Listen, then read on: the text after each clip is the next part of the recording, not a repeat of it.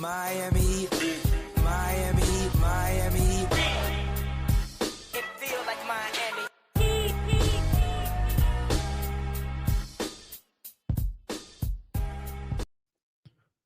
Welcome, welcome, welcome. It's your boy, Saucy Takes, aka Coach Lu. I'm producing. The show's going to be rough around the edges, just like the Heat offense and defense without Bam Adebayo. But with me today, look at that. I pointed in the right direction. We're cooking, fellas. The one and only Kyle. Oh, Kyle's muted. You see, I'm telling you, man. Rough around the edges. Yeah, man. What's going on? Late night game. Late night game. Everybody just deactivated as soon as they saw Bam get hurt. Heat lose today, 122-112 against, the Denver Nuggets. Feels like we haven't won. Actually, we haven't won there since 2016. Not counting game 2 in the playoffs. But, yep, if Bam stayed healthy, I think we would have won this game. But we're going to jump right into it, Kyle. The biggest news today, Bam's injured. Bam is injured. We clearly saw it hamper the team. He only played a couple minutes in the first quarter. I think it was like 8 minutes. We were actually winning with him in the game. Right. And then he gets hurt. What is your biggest takeaway just off the rip after the injury?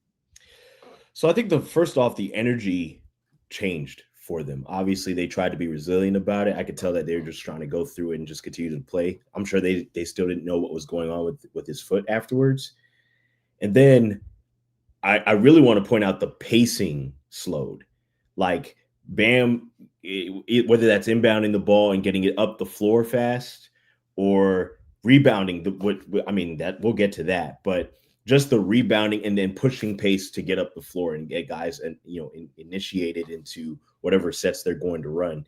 So that changed a lot of things. And then they really didn't have an answer for Jokic, which, no real team has an answer for Jokic, but there being a little bit of offsetting, some of his spacing with the 3-point shot being much better this year could have offset some of the paint touches that they would like to have had. So overall, like on the offensive end, it changed a whole lot of their processing.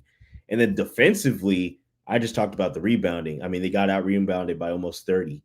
And so we talked about it during the Clippers game. His ability to switch, to play up, to play with what to guard 1 through 5 allows other guys to switch well. Like they're allowed to move a little bit. And so some of that switching happened, but it caused mismatches. So, you had times where Drew was on Jokic under the basket or Norm was on Jokic under the basket. Those are huge mismatches that don't happen if Bam is there, who does a good job of recovering to his man and pointing out where somebody's supposed to be. So, he really changed the process for them both offensively and defensively. Yeah, for sure. It was definitely, I think his impact or his absence was greatly felt defensively, but also, like you mentioned, offensively, some things that you said. But more importantly, I think his screening was deeply missed. It was very deeply missed. Some of the guys who have been going struggled a little bit today. We're going to get to those a little bit later. But it was just, you can tell Bam's impact as a screener, his willingness to really shoot the 3-pointer this year. And yeah, like people said, y'all about to start appreciating what Bam does. And this is one of the things. No leadership, too. It was something that was talked about. Like, they lost their captain. That's why my thing says captain down. Like, it's tough to steer the boat without your captain. But jumping into the guy who was directly impacted the most by Bam being out was Kel'el Ware. In general, how did you feel his game was today? Because I have some thoughts. It was up and down. I think a lot of what, and Tiff has been on here and she's talked about it previously. Just there's a physicality to rebounding, right? To putting, make yourself felt on the boards. And so it was really 50-50. I think he, wasn't expecting for Bam not to come back, to be honest with you. And a lot of what he's able to do is predicated on him filling a role for a certain amount of time, having to deal with Jokic, which I think is just tough for anybody on any given night. And then we've all talked about, his motor, but I also want to talk about the conditioning to play in high altitude. He already has some motor issues, and I don't know what that is, if it's physiological or something, or just effort. But playing in high altitude and having to play much more than you've been playing, and having to deal with Jokic on passing, knowing what to look for on passes, and then the rebounding. This to me, this is a barometer. This should have been a game where he should have grabbed 10 or more rebounds, and he had a few late rebounds that he grabbed, but early on after Bam went down, they still mightily struggled on the boards, and so that was supposed to be an area where his effort should have been felt on get them having better opportunities, and kind of getting the ball back so they could score a little bit more. I mean, I think Crotty talked about a little bit. Denver had 33 shots just off of offensive rebounds, not just off of them, but because of the creation they got off the boards, they were at 33 shots, and Miami was still at 19. Just to give an instance there. So yep. So the biggest concern, like in the first quarter, like let's not pretend the Heat weren't getting out rebounded offensively with Bam in the game, right? But it was a lot of wing rebounds. It was a lot of Peyton Watson, a lot of Christian Braun. They both had 2 offensive boards, and Jamal Murray rebound in the first quarter. So the issue with when Ware came into the game, Jokic ended up grabbing 5 offensive rebounds, all on his head, legitimately, because like somebody put up here in the Ware needs to eat 5 American Grand Slams, 4 Big Macs, and wash it all down with 8 protein shakes to gain some weight so he can box out. But more than that, it's the effort. I don't think that he didn't try today. I just think he was honestly gassed from trying to maintain physicality with Jokic. But it's, there is if you are a center in this league, like these are the guys you're going to have to try and deal with. It's not, can you contain? It's not so much, can you stop them? It's, can you stop the bleeding just a little bit? Right. I don't think he was particularly good at that today. Personally, I do know he had like 13 and 13. I don't care for stats. I've been the first one to say, I do not look at center stats. It's the easiest position for you to get stats in. All you got to do is be big and near the basket. So, but he was generally just getting pushed around, like not physical enough. I do think he had some good instances, post announced, like he felt his, like you could see his length be felt, denying some post entry passes. Right. But overall, I think it was just an okay game for Ware. Like it was nothing spectacular. It was nothing horrible either. So like this is more of a mid, like what, like this is what I expect from him, honestly. And we've talked about it. Like that's the process of this year. The young guys going through growing pains. I think this is a growing pain thing. Yep. I think it's only good. You're only going to get better by the experience. So, this is him having to deal with Jokic as the primary defender is something that, okay, I got cooked. Yep. At least 15 of the points Jokic had was on my head. The rebounds that he had, I think Jokic had 15 or more rebounds. 15.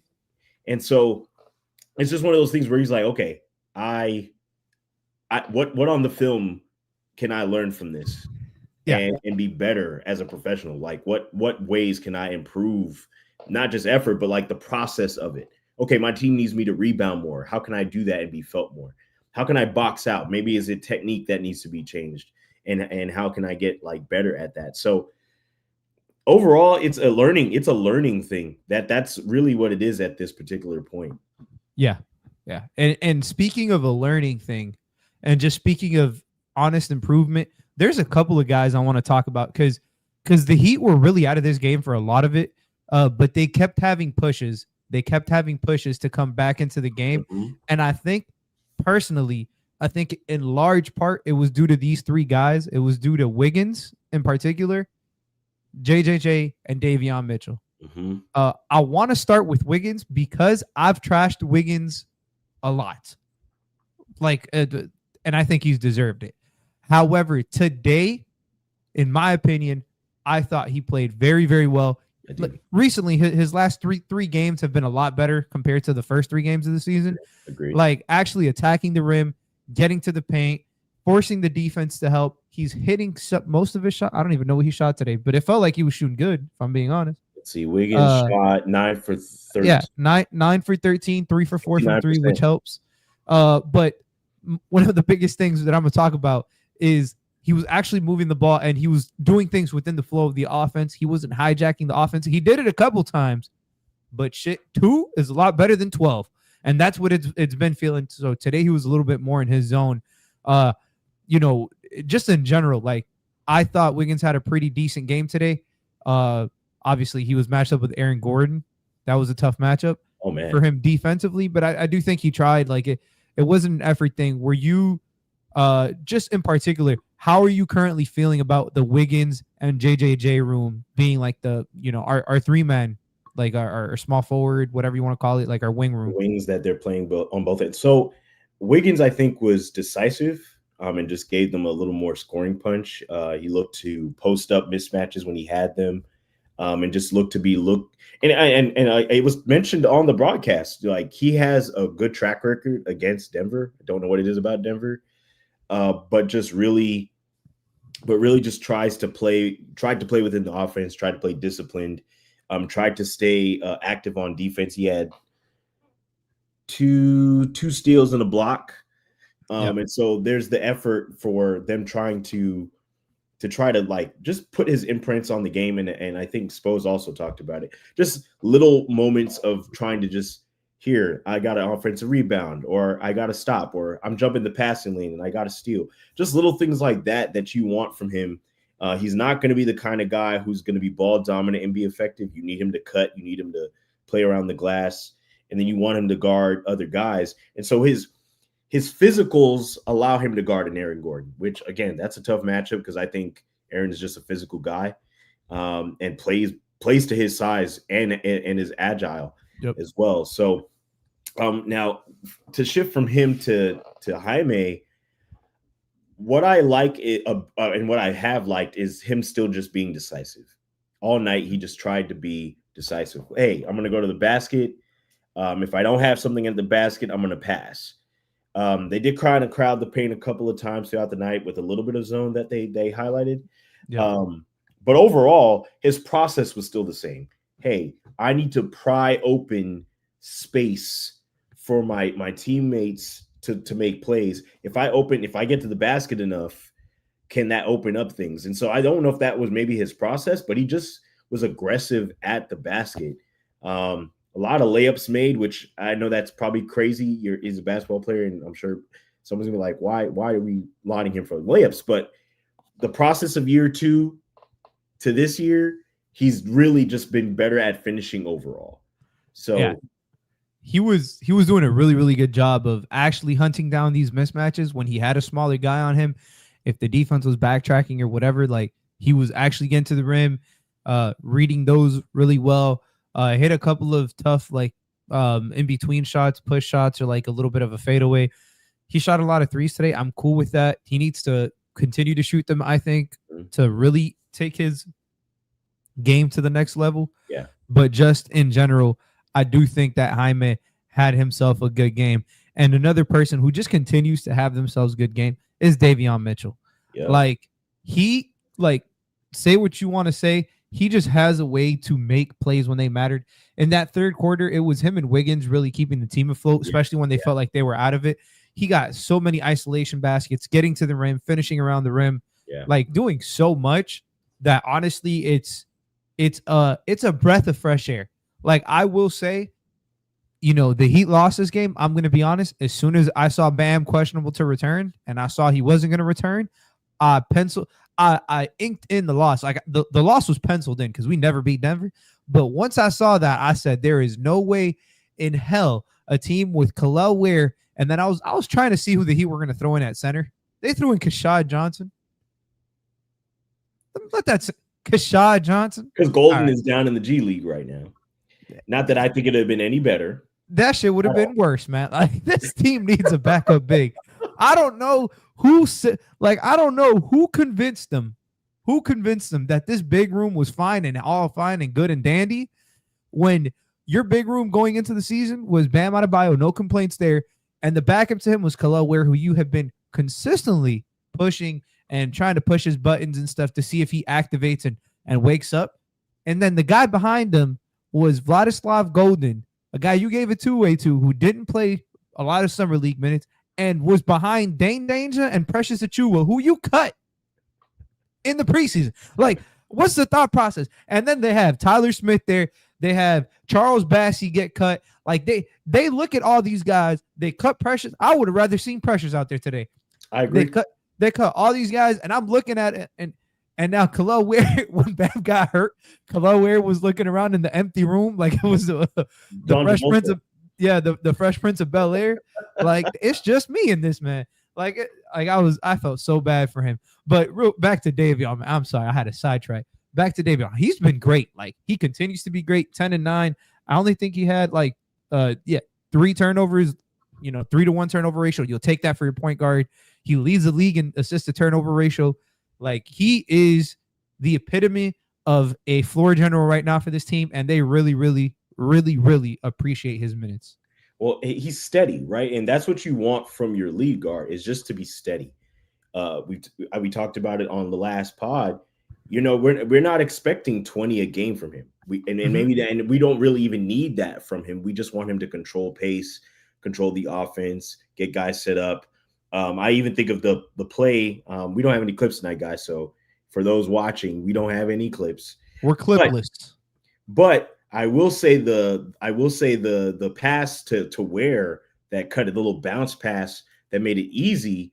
Those are little plays that you activate, especially with no Bam there. You don't have the similar plays, but you run just a small pick and roll to get a little bit of a floater. And they didn't go back to it enough, but just the 9 assists, the 3, he takes care of the ball, as we've talked about. And the 10 points came off of 4 for 6 shooting, right? So it's not like he's taking a whole bunch of errant shots or shots that are out of the offense. He's controlling the way that they're playing. I think, all things considered, if they had Bam, I think this game's a little bit different. Not that they win, but I think it's a much closer loss, maybe. Just because of the way he approaches the game. He's gonna guard up. Let's see if I'm correct. He didn't have a lot of fouls. He had 3 fouls tonight. Overall, he kept his fouls low, and was able to guard. And I think Jamal made some tough shots with him defending him, which I think that's just Jamal. But overall, his activity, his pace, with Bam not being there, was something that he kept trying to get them into their offense faster. So shout out to Davion. Yeah, Davion has been consistent. He has been solid. He has provided a lot for the team. Like, this team has been missing a point guard ever since first year Kyle Lowry here. But somebody who's been the complete opposite, Niko. He's been rough to watch. As a Niko fan, as somebody who applauded this extension, it was at the top of my to-do list in the summer, and I do think they still got good price value out of it. I do know it's tough to convince people on this, considering how bad he has been to start the year, how inconsistent he has been to start the year. But today, he really, really struggled yet again. He had 5 3-3. Only played 19 minutes, but also had 3 turnovers.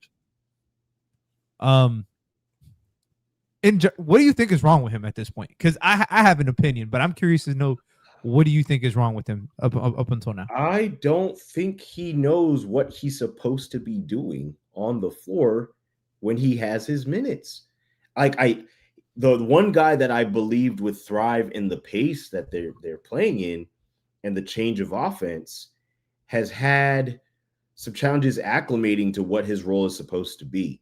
And I don't know if that's maybe if he's supposed to have the ball, share the ball handling duties while he's out there and create with the ball, or maybe, even the offense, the process to the offense is not fluid as it was previously.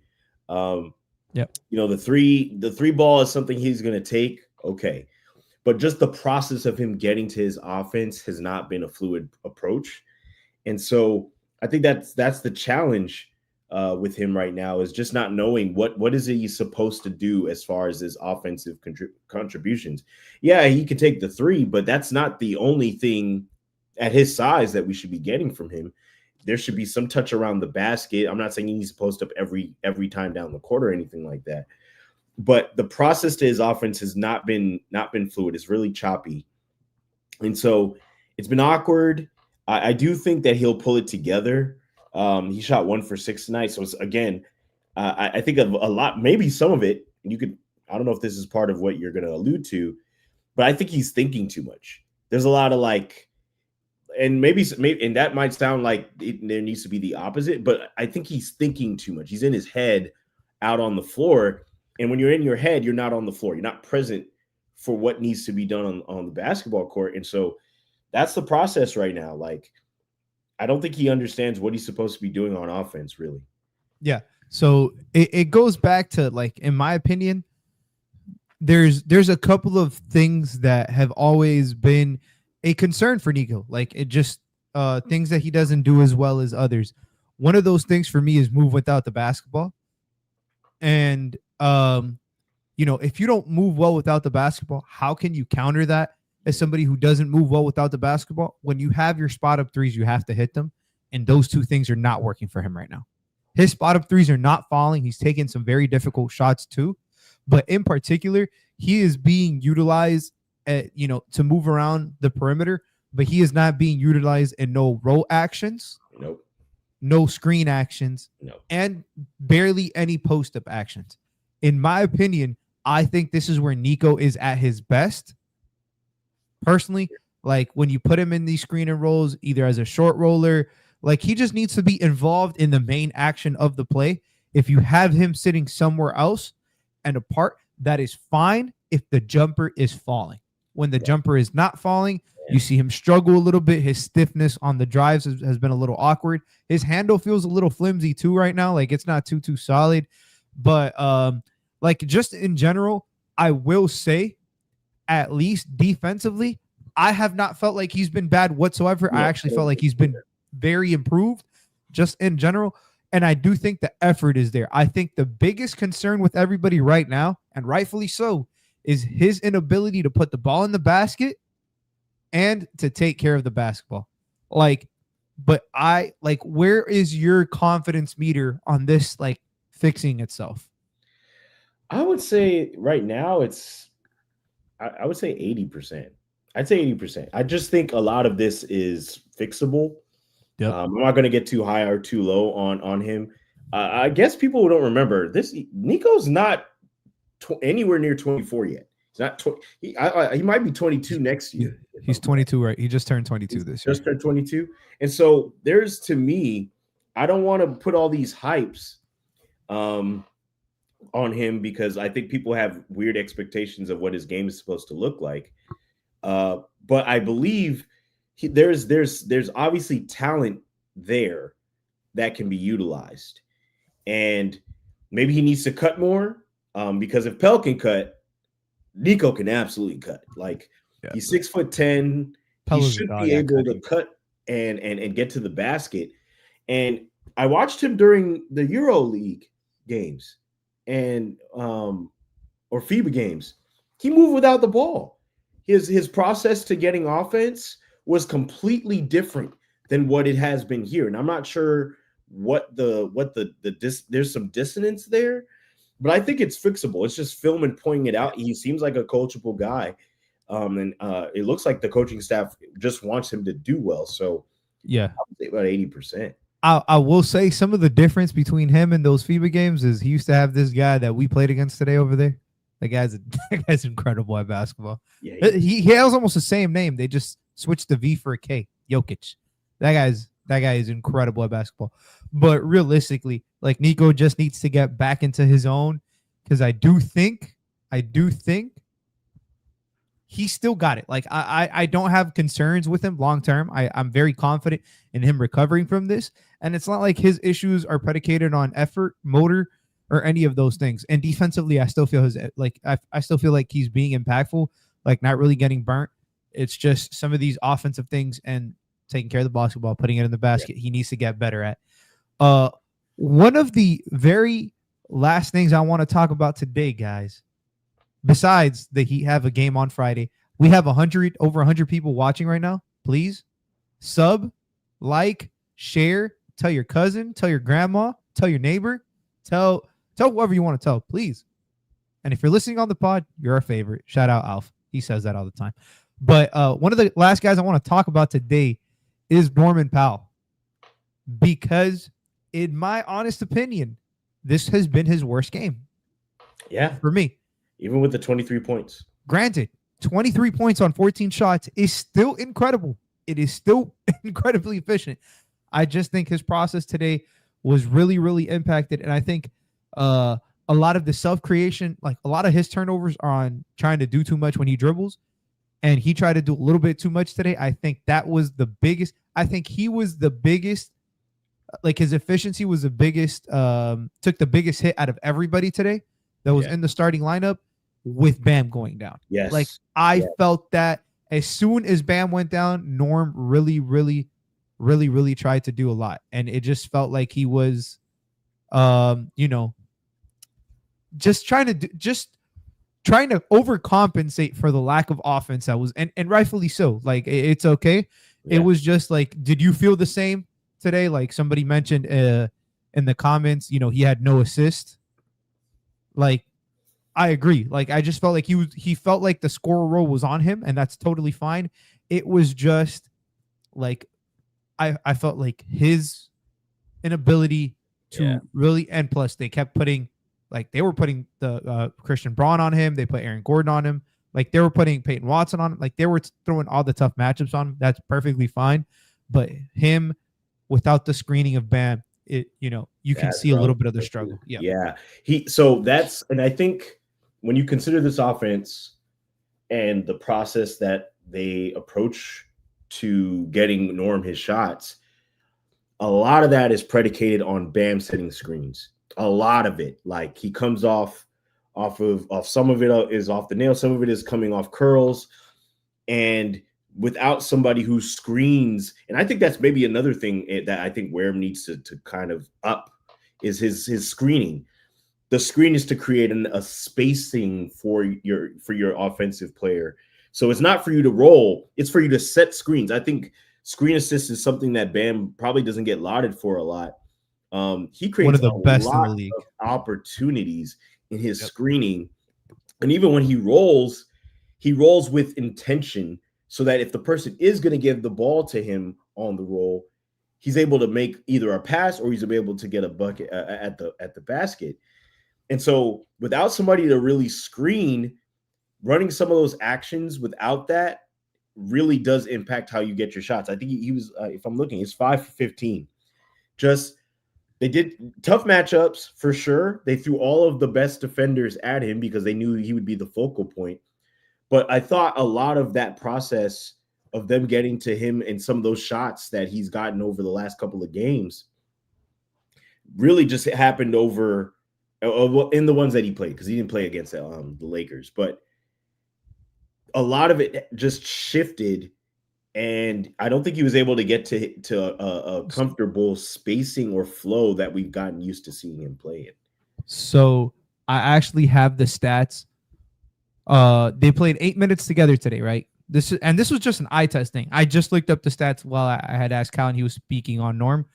They played 8 minutes together today. Norm finished with 23 points in total. In those 8 minutes, he had 14 points. He was 3 of 3 from the field and 5 of 5 from the free throw line. He had hit all his threes. If you remember, the one that Bam got injured on was him legitimately setting a screen for him. And I think the first three to open up the game, if I remember correctly, I think it was a Bam screen also getting him an open look. So that's just off of 2 looks. Finished the game with Bam off. He really, really struggled. So he had 14 points with Bam on, 3 for 3 with Bam off. Completely different story. He was 2 for 12, only 9 points, really inefficient, 1 for 7 from 3. So again, we can clearly see the impact of just Bam Adebayo screening offensively, like not even talking about him putting the ball in the basket or anything like that, but he would be greatly missed. And if I could point this out, Lou, And I don't know if anybody else is going to. Bam is the only player with a positive plus minus tonight. Bingo. +4. Yep. Everyone else has a minus rating in plus minus tonight. And that just goes to show, like, he's such an impactful player on what they do both sides of the ball. And so I think maybe we could attribute some of the plus for some players is Bam being on the floor and getting them into whatever it is they need to do defensively. The leadership aspect. Just a lot of that stuff is with Bam on the floor. I'm hoping he's not going to be out for very long, or I could see them really running a losing streak that just could hang out for a bit. And I do think they have some scoring. They're going to score.